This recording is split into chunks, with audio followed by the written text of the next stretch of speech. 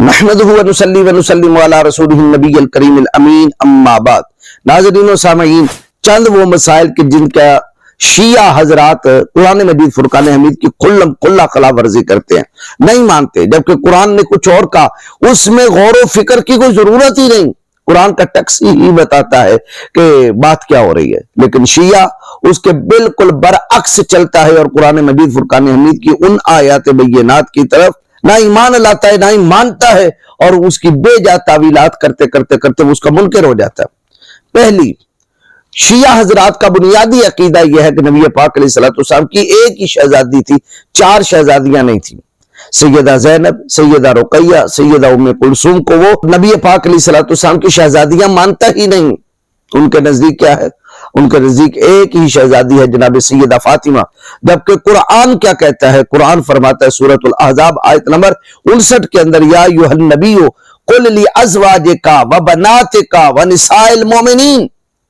اے پیارے محبوب آپ فرما دیں، لازواج، ازواج بھی جمع ہے، اپنی ازواج کو کہہ دیں، وبنات، اور اپنی بیٹیوں کو کہہ دیں۔ اگر ایک ہی بیٹی ہوتی تو رب فرماتا بنت کا، آپ اپنی بیٹی کو کہہ دیں، لیکن کیا فرمایا؟ بنات، جمع کا صیغہ بولا، اور جمع عربی میں کم از کم 3 افراد پہ بولی جاتی ہے، یعنی اس وقت 3 شہزادیاں کم از کم ہونا ضروری ہیں،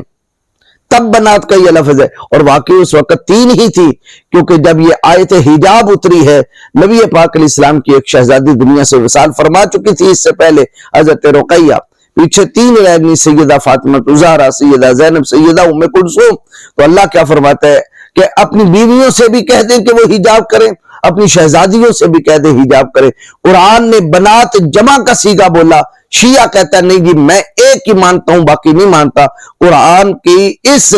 عبارت کا منکر ہو کر شیعہ جو ہے وہ قرآن پاک کا منکر ٹھہرا۔ ایک آیت۔ دوسری آیت ہے قرآن مجید فرقان حمید میں اللہ رب العالمین نے ایسی عورت کہ جن کو حیض نہیں آتا اور ان کو طلاق ہو جائے تو ان کی عدت کو بھی اللہ رب العالمین بیان کرتا ہے۔ سورۃ طلاق کے اندر ارشاد فرمایا، واللائی یئسن من المحیض من نسائکم ان ارتبتم فعدتہن 3 اشہر واللائی لم یحضن، فرمایا وہ عورتیں کہ جو حیض سے مایوس ہو چکی ہیں، اگر تمہیں شک ہے کہ پتہ نہیں ان کی عدت طلاق کی صورت میں کیا ہوگی،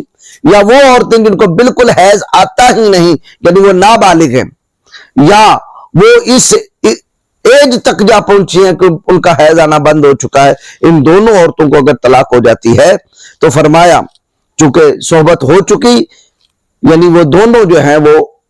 مدخولہ ہیں، اگر انہیں طلاق ہو گئی ہے تو ان کی عدت کتنی ہے؟ فرمایا ان کی عدت 3 مہینے کامل، پورے 3 مہینے ہیں۔ جبکہ شیعہ توضیح المسائل کے اندر کیا لکھتا ہے کہ ایسی عورت کی کوئی عدت نہیں، کہتا ہے کہ مسئلہ نمبر 2512 کے اندر کہ جس لڑکی کی عمر 9 سال نہ ہوئی ہو